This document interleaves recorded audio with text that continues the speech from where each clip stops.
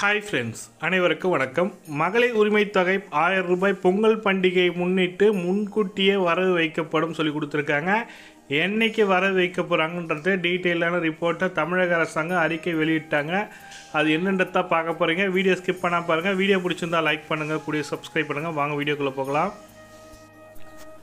தமிழகத்தில் நாளாம் பொங்கல் பண்டிகை இன்னும் சில நாட்களே உள்ள நிலையில் பண்டிகை கொண்டாடுவதற்கு மக்கள் தயாராகி வருகின்றனர். பொங்கல் பண்டிகை தமிழக அரசு மொத்தம் உள்ள 2,20,94,585 ரேஷன் கார்டுகளுக்கு 1 கிலோ பச்சரிசி, 1 கிலோ சர்க்கரை மற்றும் 1 கரும்பு மட்டும் வழங்கப்படும் என அறிவிப்பு வெளியிடப்பட்டது.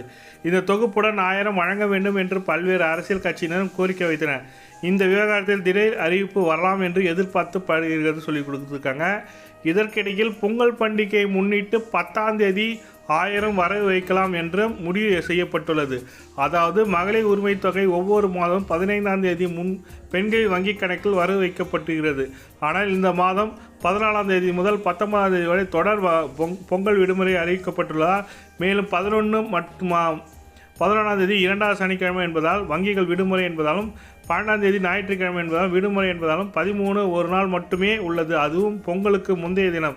எனவே தமிழக அரசு மகளிர் உரிமை தொகையை 10ஆம் தேதி வழங்கிவிடலாம் என முடிவு எடுத்துள்ளது. அதன்படி மகளிர் உரிமை தொகை பெறுவதற்கு இந்த மாதம் 10ஆம் தேதி வெள்ளிக்கிழமை அவர்களது வங்கிக் கணக்கில் வரவு வைக்க 1000 ரூபாய் பணம் வரவு வைக்கப்படும் சொல்லி கொடுத்துருக்காங்க.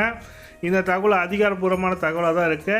தந்தி நியூஸ் சேனல்லே வந்துச்சு. 1000 ரூபாய் கொடுக்க போகிறாங்க. 10ஆம் தேதி வங்கி கணக்கில் வர வைக்கப்பட சொல்லி கொடுத்துருக்காங்க. இந்த தகவல் தான் உங்களுக்கு ஷேர் பண்ண நினச்சேன். அனைவருக்கும் இனிய பொங்கல் நல்வாழ்த்துக்கள். தேங்க்யூ.